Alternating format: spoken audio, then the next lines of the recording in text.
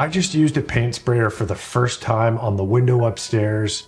Here's the truth. It was full of mishaps and frustrations.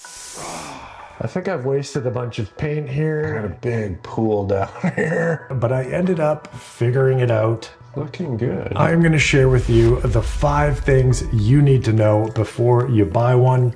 And at the end of the video, we're gonna figure out if I'm gonna keep using my sprayer or if you're better off to just stick with the brush and roller.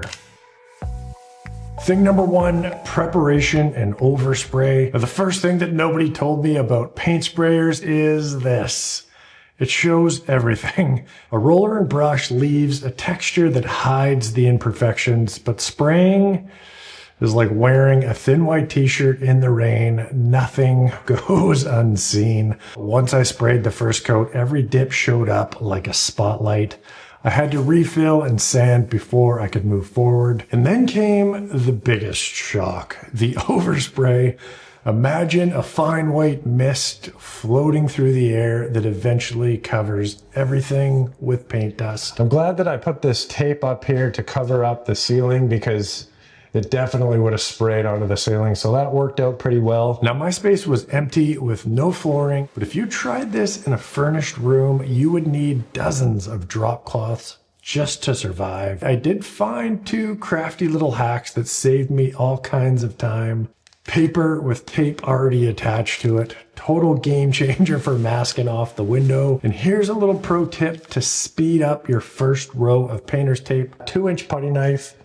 Hold it on there just like so. Pull it. Boom. Start right in the corner, nice and fresh. Stick it back in there. And now when you start the next row, you should have a nice little clean edge to start with. If you're looking for some of this paper tape combo, I'll link it down in the description. If you're watching on TV, you can scan this QR code right over here. So the reality is prep with the sprayer takes way longer than just rolling and brushing. The real question is, once you finally pull that trigger, can you make up that time and more? What is going on with this? This is not coming out well. It's just splattering. Thing number 2, paint sprayers are not plug and play. If you think you can just bring one home and get rocking and rolling later that day, think again. There is a lot to figure out before you get going. What kind of paint is gonna work, how much to thin it, the pressure settings, and most importantly, the tip size. And I'll be honest, I messed up almost all of these things at the start. I think I've wasted a bunch of paint here and my mix is too thick. So I gotta go back to the paint store, get some more paint. Back to square one. At some point, we might actually spray the window. Struggle is real. Now I'm working with an HVLP system that's high volume, low pressure. It's great for smaller jobs because you don't need gallons of paint to fill up the line. It just has a small little reservoir. The cleanup is easier. But it is different from the airless rigs that most pros use to paint whole houses. So keep that in mind here. For me, the first big hurdle was the paint. I tried using my regular trim paint on some test boards, and no matter what I did, it came out either too thick and orange peely or too thin and chalky feeling. It just didn't spray nice. After some research, watching some YouTube videos, I landed on Benjamin Moore Advance.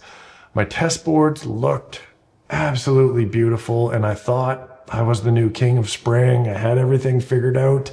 It was finally time to get spraying. I'm nervous. I've never been more nervous about anything in my whole life. I've been waiting 2 years to try this thing for the first time, and I hope I don't make a huge mess with runs everywhere. The third thing you need to know before you buy a paint sprayer is this. You are going to suck very hard on your first few attempts, but let me share my mistakes so you don't make the same ones. On my first try spraying the window, I had on the 1.6 millimeter tip on the gun. It dumped way too much paint, and I learned a lesson here.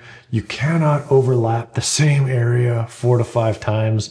The golden rule is 2 passes, maybe 3 at the max. I overlapped the front of this casing at least 5 times, and the results were horrendous runs that I had to sand off. So for my next attempt, I did switch the gun down to a 1.3 millimeter tip. After watching a couple of videos that recommended it, things got better, but then a new problem developed. I got a big pool down here. I'll have to sand that out, and hopefully coat number 3, I've learned all the lessons that you need to learn. Sanding out your runs is fun. I even tried doing just one quick swiping pass, but that somehow gave me even more worse strips. On a scale of 1 to 10, I would give my paint job so far a -4.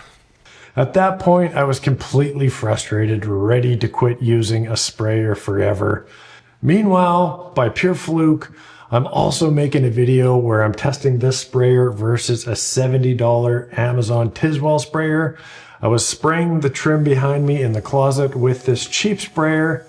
It has a 1 millimeter tip on here. For whatever reason, this was working like magic. I was getting like a nice fine mist, not any splotches.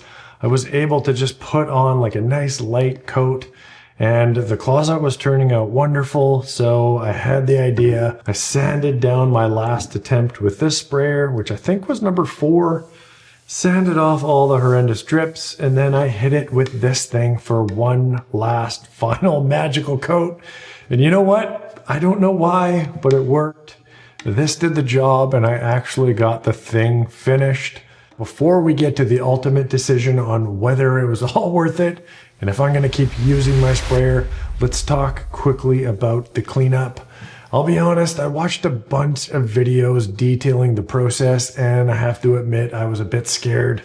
Things looked pretty tricky. There are lots of different parts, and I was worried, am I gonna get these things clean? Am I ever gonna put this gun back together? I got this little cleaning kit off Amazon, and that made a huge difference, just jamming into all the different orifices. Yeah, highly recommend this. But once I did it 3 or 4 times, it got pretty simple. With the Tiswell Amazon gun, this thing was even less complicated. Less parts, more counterintuitive on how to actually put it back together. So all in all, cleaning the guns, once I got used to it, is actually quicker than cleaning a brush and roller. And the last thing, was it all worth it? Am I gonna keep using the sprayer? Should you buy a sprayer? Painting this window was a lot more difficult than I expected. And for the life of me, I cannot figure out how to make this Fuji system work. Am I using the wrong paint? The fan pattern, pressure, I don't know. But the $70 Tiswell totally saved the day. On my last coat with this, I had all these crazy drips up here. I sanded them all off, hit it with the Tiswell, and look at this, like, it's beautiful. Am I gonna keep using the paint sprayer? Yes, I am. You just can't get a finish like this with the brush and roller. It's never gonna be as nice. I'm gonna keep using the paint sprayer, but I have to figure out why this $2,000 system cannot compete with the $70 system. If you wanna know the answer, go ahead and check out this video right over here. Hello, friends. Funny Carpenter from the old garage. I fumbled the ball on the first attempt. That was good times. Forgot my wallet at home, had to drive and go get it. And then it turns out my wallet was in the truck the whole time. So